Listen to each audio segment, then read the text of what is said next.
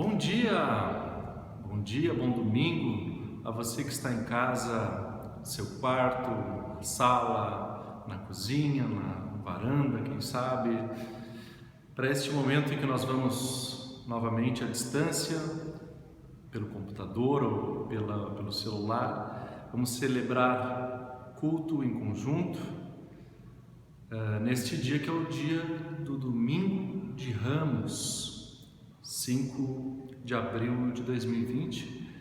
Eu quero saudá-la com as palavras do Evangelho de João, capítulo 12, versículo 23, que dizem: Jesus respondeu aos discípulos: é chegada a hora de ser glorificado o Filho do Homem. Então, com estas palavras, eu quero dizer que estamos assim reunidos e reunidas em nome do Deus que é Pai, Filho e Espírito Santo. Amém. O nosso socorro vem do Senhor, que fez o céu e a terra. Quero convidá-lo para cantar comigo do livro de canto da ISLB, aquele inário vermelho, o hino número 15, Em Tuas Mãos. A gente toca ele 2 vezes para você dar uma ensaiada, mesmo sem o inário, poder cantar junto.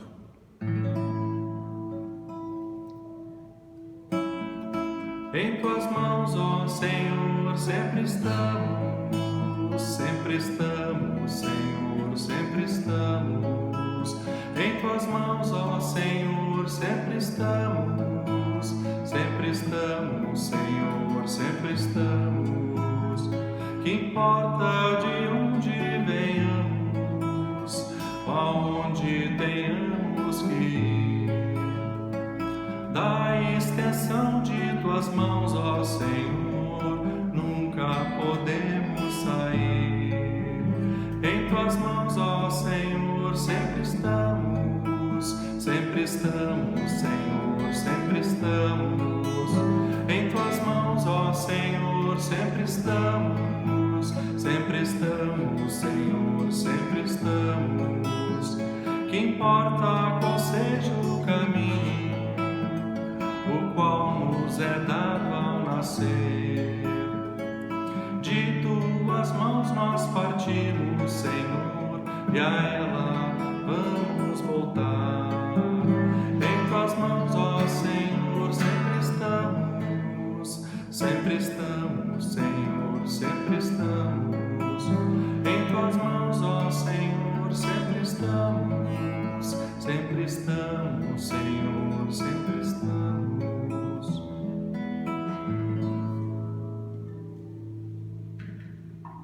Quero convidar você para um momento de oração.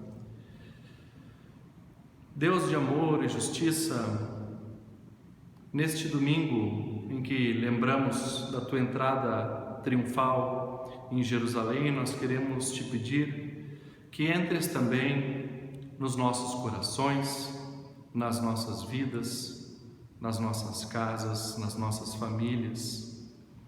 Nós somos este povo que Te segue e que aguarda os sinais do Teu reino, que anuncia a Tua chegada e que quer Te acompanhar durante esta semana da paixão. Abre nossas mentes e corações quando nós oramos, quando nós cantamos, quando nós vamos ouvir a Tua palavra e meditar sobre ela. Escuta a nossa oração e abençoa as nossas vidas. Isso Te pedimos em nome do Teu Filho Jesus Cristo, que com Teu Espírito reina agora e para sempre. Amém. Leitura do Evangelho de Mateus, capítulo 21, versículos 1 até 11. Evangelho de Mateus, capítulo 21, versículos 1 até 11. Quando Jesus e os discípulos estavam chegando a Jerusalém, pararam no povoado de Betfagé, que fica perto do Monte das Oliveiras. Dali, Jesus enviou 2 discípulos na frente com a seguinte ordem: vão até o povoado que fica ali adiante E logo que vocês entrarem lá, encontrarão uma jumenta presa e um jumentinho com ela. Desamarrem os dois e os tragam aqui. Se alguém falar alguma coisa, digam que o mestre precisa deles. Assim deixarão vocês trazerem logo os animais. Isso aconteceu para se cumprir o que o profeta tinha dito. Digam ao povo de Jerusalém: agora o seu rei está chegando.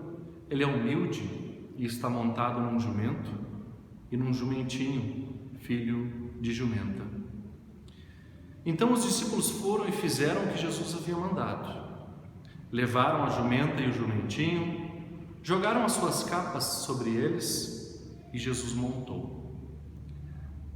Da grande multidão que ia com eles, alguns estendiam capas no chão e os outros espalhavam no chão ramos que tinham cortado das árvores. Tanto os que iam na frente como os que vinham atrás começaram a gritar: Hosana ao filho de Davi, que Deus abençoe aquele que vem em nome do Senhor. Hosana a Deus nas maiores alturas. Quando Jesus entrou em Jerusalém, toda a cidade ficou agitada e o povo perguntava: quem é ele? A multidão respondia: esse é o profeta Jesus de Nazaré, da Galiléia. Até aqui a leitura. Bem-aventuradas as pessoas que ouvem a palavra de Deus e aguardam em seu coração. Amém. Quero convidar vocês para cantar comigo o hino número 149. 149 é como a chuva que lava.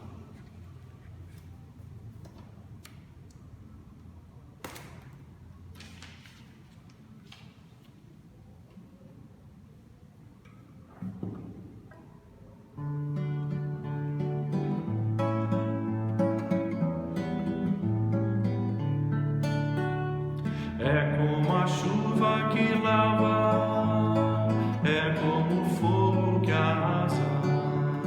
Tua palavra é assim, não passa por mim sem deixar um sinal. É como a chuva que lava, é como o fogo que arrasa. Tua palavra é assim, não passa por mim sem deixar um sinal.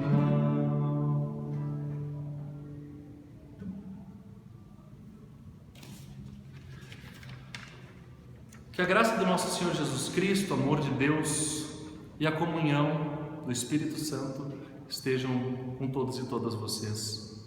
Amém.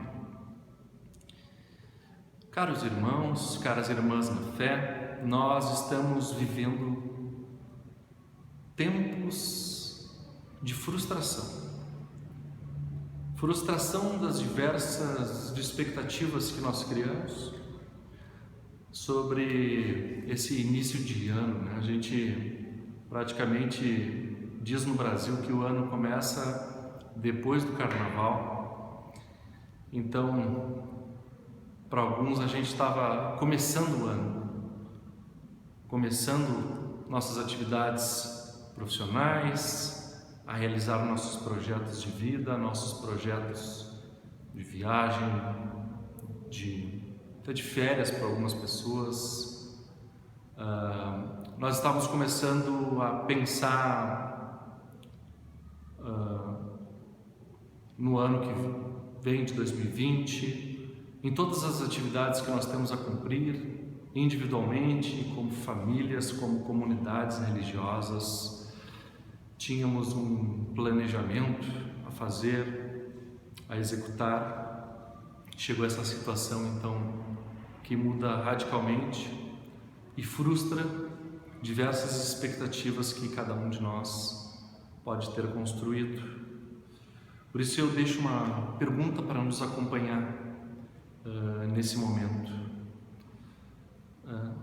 Será que essa vitória, essa libertação que é prometida em Jesus Cristo, na sua Páscoa, na sua ressurreição?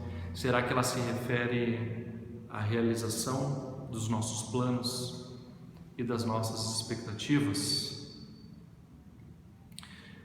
Nesse texto de Mateus, que relata a entrada de Jesus em Jerusalém, no início da Semana da Paixão, é bom lembrar que, ainda que seja um ambiente festivo e que as pessoas olham para Jesus com muita esperança de que esse é o libertador que chega, é um tempo de anúncio da paixão e do sofrimento de Cristo que vem pela frente. Por isso alguns também chamam este de Domingo de Ramos ou de Domingo da Paixão.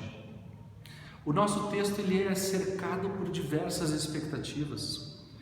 Eu menciono duas expectativas que a gente vê no capítulo anterior, no capítulo 20.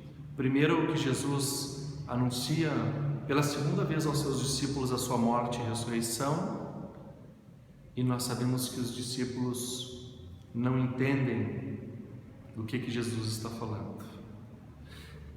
E o segundo caso é mais curioso, é a mãe de Tiago e João, que são discípulos de Jesus, que vem até Jesus e diz: Mestre, quando entrares no teu reino, permita que o meu filho, um filho sente na esquerda, à sua esquerda, e outro à sua direita, que são os lugares de honra dedicados àquelas pessoas especiais. A mãe desses discípulos vem pedir para que eles sejam tratados com prestígio, como bem sabemos que é na nossa sociedade. Jesus adverte, dizendo: assim é no mundo como nós o conhecemos, mas entre vocês vai ser diferente.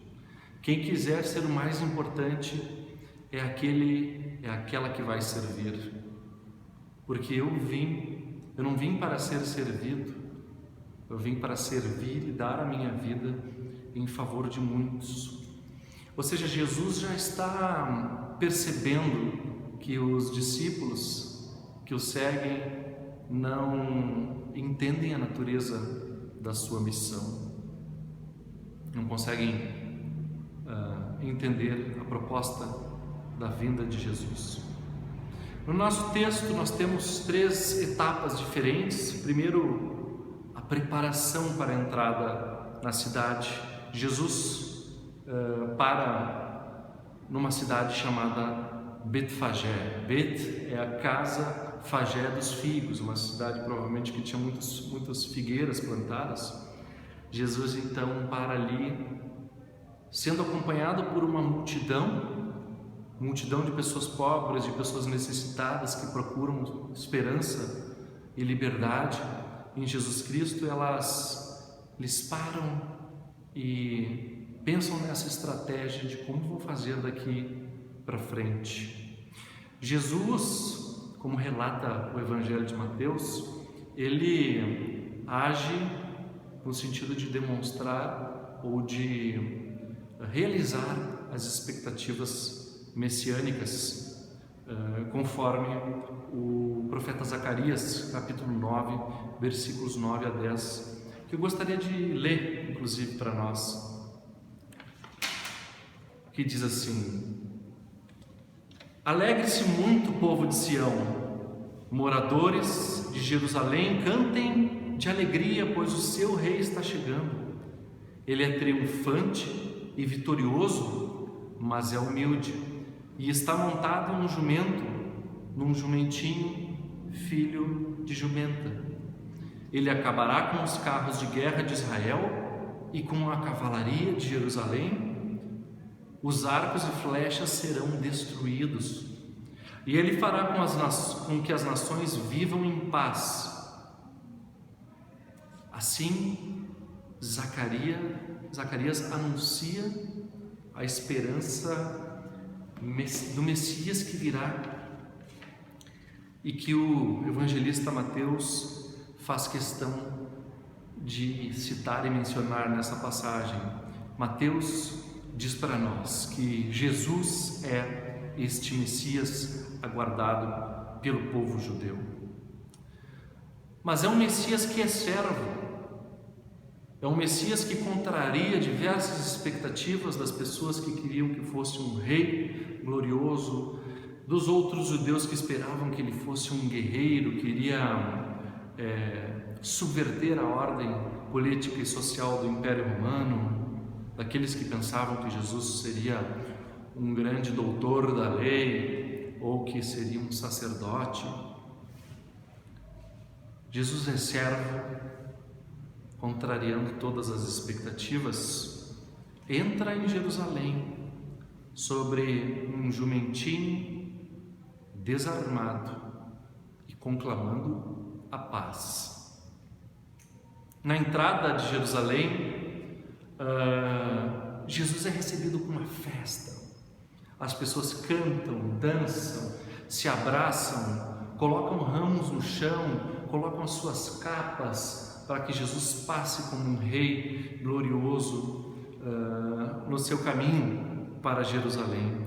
Essa festa lembra da festa dos tabernáculos, da chamada festa de Sukkot em hebraico.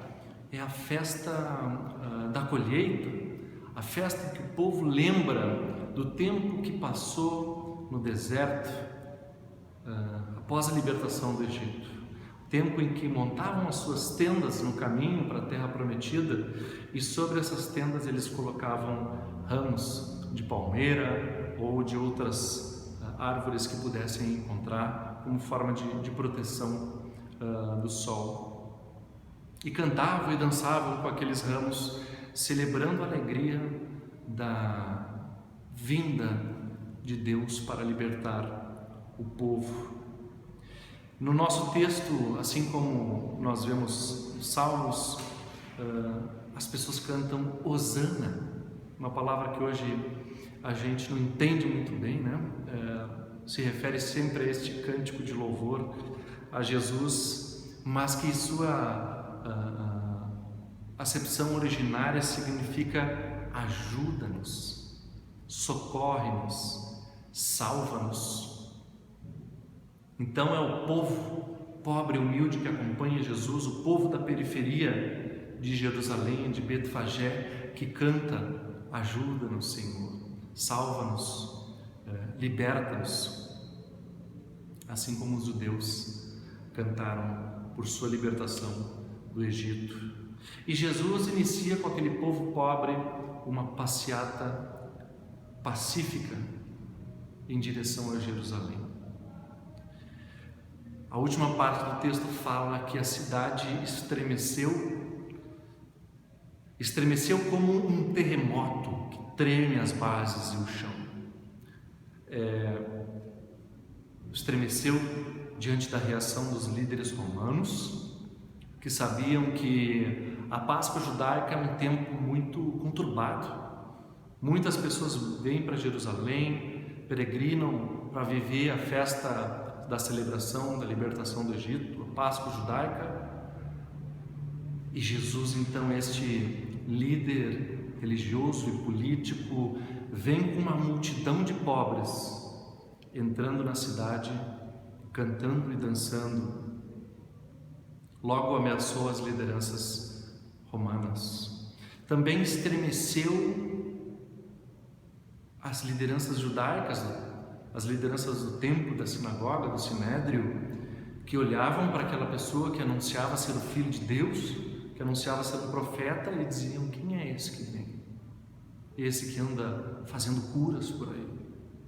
O que ele quer? Certamente vendo o seu poder ameaçado, o seu lugar de privilégio ameaçados, indispostos a acolher esse que poderia ser o Messias enviado por Deus. Mas mais do que tudo, a cidade se estremeceu neste dia de festa por causa da celebração do povo. Um povo pobre e sofrido, que viu naquele Messias, naquele profeta, a esperança da sua liberdade, a esperança de que a sua vida pudesse mudar, de que talvez pudessem viver com mais dignidade, com maior inclusão. Foi realmente um dia de festa, mas também o início de um confronto. Jesus, mesmo na sua postura pacífica e pacifista, ele sabia que teria um confronto com os líderes romanos, ele sabia que teria um confronto com as lideranças religiosas judaicas e sabia que o povo que o acompanhava eventualmente viria a duvidar e a questionar aquele Messias que chegava. Povo esse que, junto com tantas outras pessoas no julgamento de Jesus, diante da multidão, gritou: crucificam a Pôncio Pilatos. Jesus nem se entusiasmou com a festa ufanista da sua recepção e tampouco se abalou com a decepção de ver o seu povo lhe traindo no momento da sua condenação, justamente porque caminhava firme na sua missão, no propósito que havia recebido da parte de Deus. Como nós podemos viver esse tempo hoje nas nossas vidas? Como que o domingo de Ramos será para cada um de nós? Um dia de festa? Um dia em que, quem sabe, nós podemos, como todas as pessoas que acompanhavam Jesus, nos perguntar se estamos frustrando as nossas expectativas ou não. É uma oportunidade de avaliação que nós recebemos. E os meus planos? E os meus planos que deram errado, meus projetos de vida que agora não se realizam? E a avaliação que nós podemos fazer das expectativas que nós temos, quem sabe, da parte de Deus? Por acaso esse Deus havia nos prometido sempre que as nossas expectativas seriam realizadas? Será que a promessa que Jesus faz para nós e que se anuncia de maneira mais clara nessa Semana Santa, na Páscoa, que nós olhamos, está logo à frente, será que o anúncio que Jesus nos faz é de que nós não vamos passar por dor, que nós não vamos passar por sofrimento? Caros irmãos e caras irmãs, é esta Semana Santa a oportunidade que nós temos para reavaliar a natureza da nossa esperança.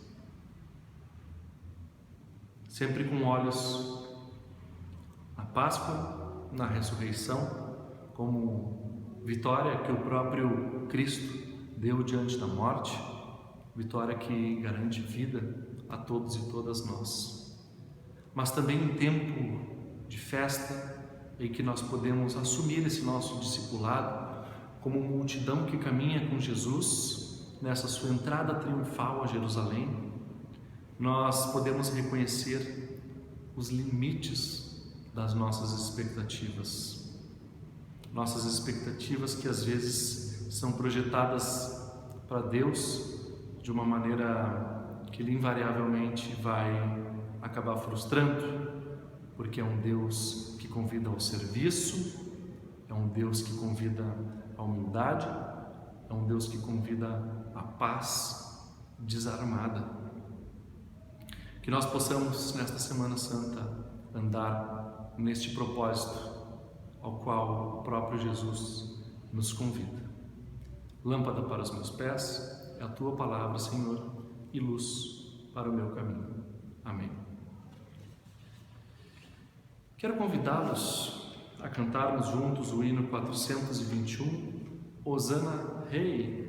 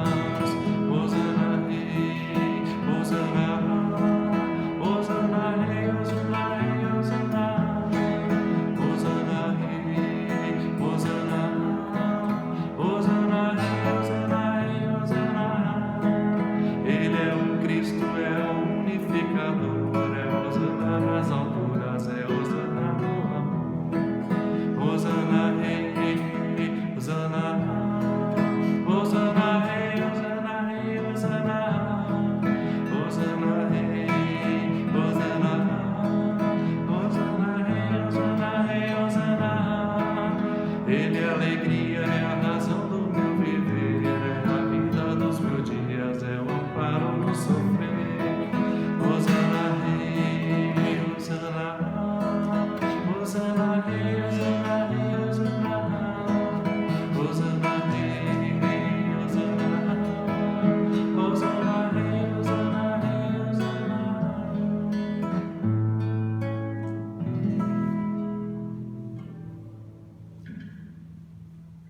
Convido para um momento de oração e de intercessão, no qual vocês também podem colocar todas as pessoas que vocês quiserem lembrarem em oração.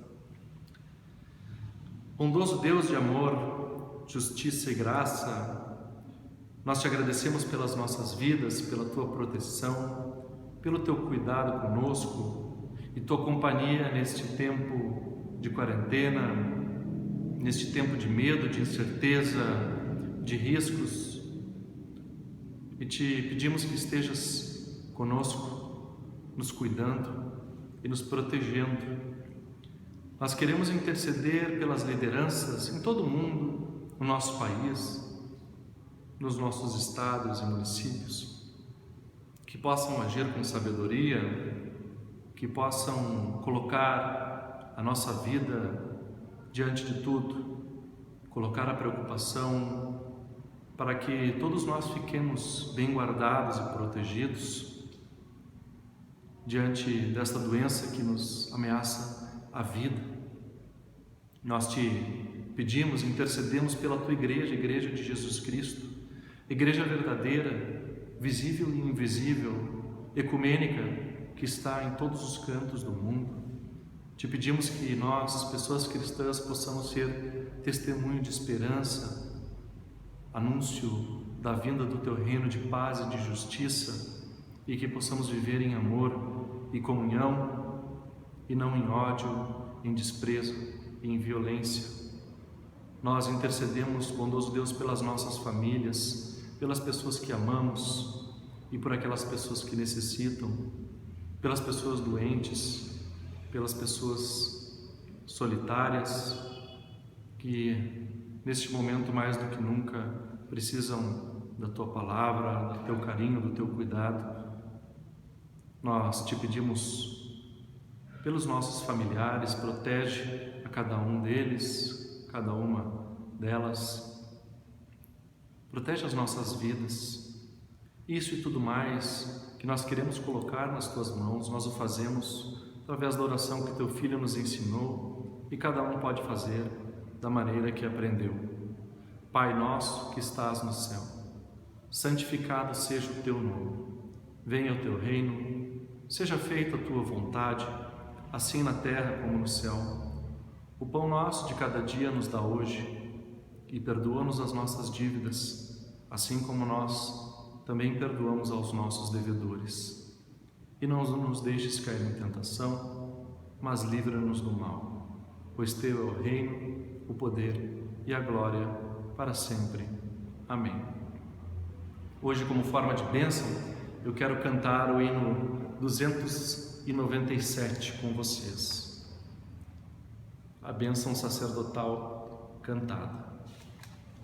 297.